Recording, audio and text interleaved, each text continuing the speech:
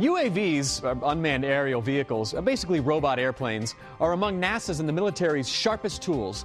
They do aerial surveillance, fly for hours or even days, and they're relatively cheap, at least compared to, say, a fighter jet carrying a highly trained pilot. But Wired magazine editor-in-chief Chris Sanderson thinks they could be even cheaper. On his blog, DIY Drones, he's been insisting that he, and pretty much anyone with a soldering iron, a cell phone, and some Legos, can build their own.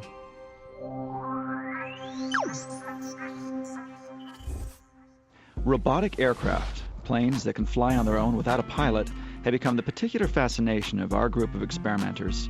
RC, or radio-controlled planes, have been around for decades, but until recently, UAVs, unmanned aerial vehicles that can fly autonomously with no input from the ground, belonged only to NASA and the military.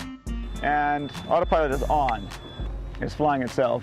I invited a small band of UAV hobbyists I'd met through blogs and emails to join me at a Saturday morning fly-in near San Francisco. Welcome to the Alameda Naval Air Station, retired Naval Air Station base. There's a couple things you should know about the surroundings. These fences here refer to areas that are either wildlife preserves, wetlands areas, Superfund sites that are polluted, or some of them do have unexploded ordnances. So basically, if the planes go over the fence, they're lost. Got into stable orientation now.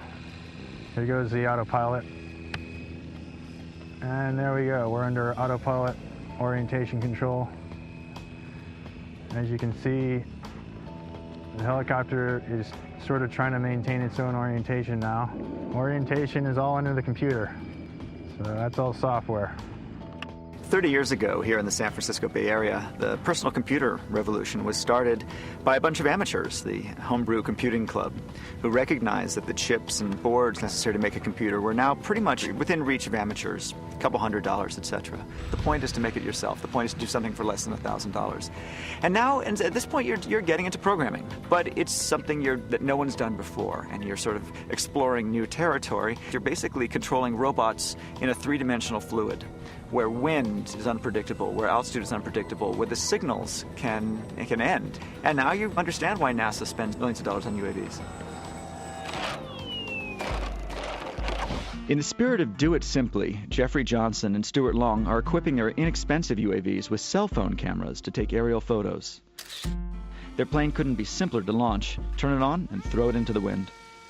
The phone has the camera on it, and the phone communicates with the GPS over a Bluetooth signal. So phone captures an image, assigns location via Bluetooth, and saves it to the device. Their aerial images can then be displayed in Google Earth, the internet mapping program. We're both geography guys. We both have degrees in geography, and we do GIS, Geographic Information Systems. So we're actually trying to turn the photographs that come from the UAVs into geodata. That geodata places each image at a precise point on the map so they can monitor anything you'd like to see from the air. All these images get referenced to the Earth, and from that we can extract useful information from that. So property lines, streets, runways, vegetation health, construction sites. We can watch the progress of those. Only a few years ago, to get a set of aerial photos, you'd have to find a plane, pilot, and a photographer. Now you can look for a guy with a flying stick and a pocket camera. You could call Patrick Egan a minimalist among UAV enthusiasts. He works with a sliver of wood with wings and a camera strapped to it. This here is a very rudimentary system. Obviously, it's a stick, 3/8 by 3/8 by 36 inches long. It has a lot of capabilities. You can get some really high-quality photographs with this. Hacking the latest consumer technology to use in robotic flying is part of the challenge. We decided to get together and try to get the iPhone up in the air to do some aerial photography. And we ran into one unique problem with the iPhone, and that the iPhone is smart enough to know what a finger is. So, how do you touch a touchscreen when it's a couple hundred feet in the air? Need a finger substitute. My friend Ben discovered that if he took a French fry and he touched the French fry screen, he was able to get the program to trigger. So then we had to think about how we could do a French fry up in the airplane. So how we overcame that was a servo with a Q-tip, obviously here, saline solution, and 3 volts were charged to this wet Q-tip head with the saline on there. And then it just came down and actuated the trigger button. There we go. And we had an iPhone up in the air taking aerial photography. Robotic helicopters are an even bigger challenge than a fixed-wing aircraft, since they're more unstable in the air. So what we have here is, well, it's sort of an ongoing project to make a helicopter stay in the same place on its own. I started everything from the integrated circuits upwards. I had to build myself just to save money. So here we have the inertial measurement unit. This is sort of the heart of the autopilot. This tells the helicopter how it's tilted, where it's pointing. By day, Adam is a computer programmer for a cable TV company. Feeding his UAV habit is costing him about $200 a month. 5 years ago, it was impossible. Really, only recently have these sensors become economical. I'm up to the $2,000 level because stuff breaks and new functionality is needed. But what if you had some real money to spend on a UAV helicopter? It might look like this. We went to NASA's Ames Research Center at Moffett Field, California. It's the place where NASA tests a lot of its advanced unmanned flight systems.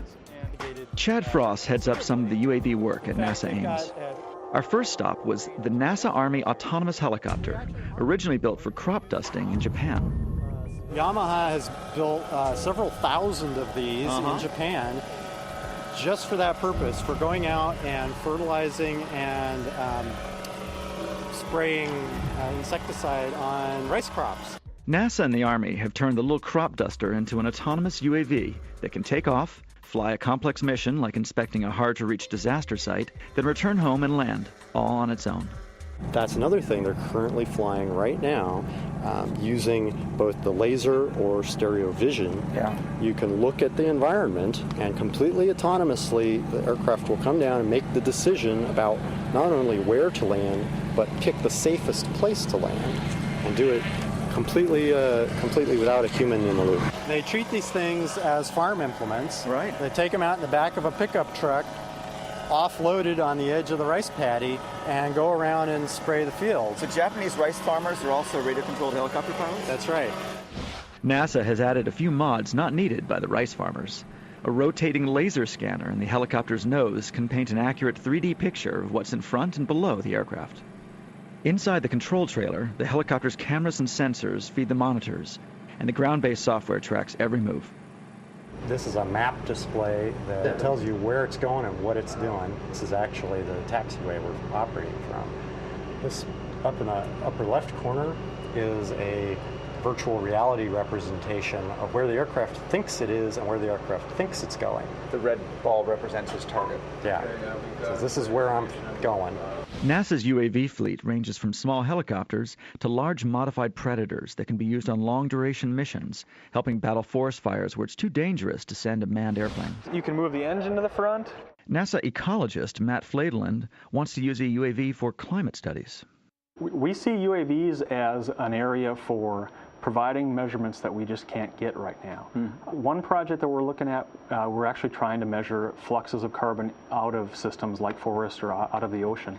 And so we need to fly very, very low in those cases, 30 feet above the surface. The decision to use a UAV versus a manned aircraft often comes down to the flight's length and pilot safety.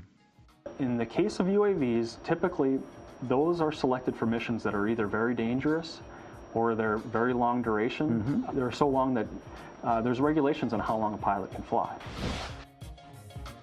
At a lab next door, NASA engineer Corey Ippolito heads up a group trying to make UAVs more reliable. We do experimenting on small-scale vehicles, very low cost, very cheap, very rapid prototype type testing and experiments. These robotic all-terrain vehicles are able to communicate with UAVs circling overhead to provide radio relays and extra position information. The robot cars help the robot airplane find out where it is. That's correct. If something occurs on the aircraft, for instance, while it's landing, it needs ground sensors. You have all the sensors that might be needed in order to tell where they are, and more importantly, be able to tell where the aircraft is as it's landing. How can people get a job here? Look at this place. The appeal of this is that it's something that's never been done before. This is, in a sense, the uncharted territory of computing right now. It's taking computers into the air, giving them autonomy, making them standalone drones that can do whatever. It's a hint of doing what NASA and the military does, but it's within reach of amateurs. 30 years ago, amateur builders used the spare parts of the computer industry to change the world. If personal UAVs someday become as common as manned aircraft, who knows how we'll use them? For Wired Science, this is Chris Anderson.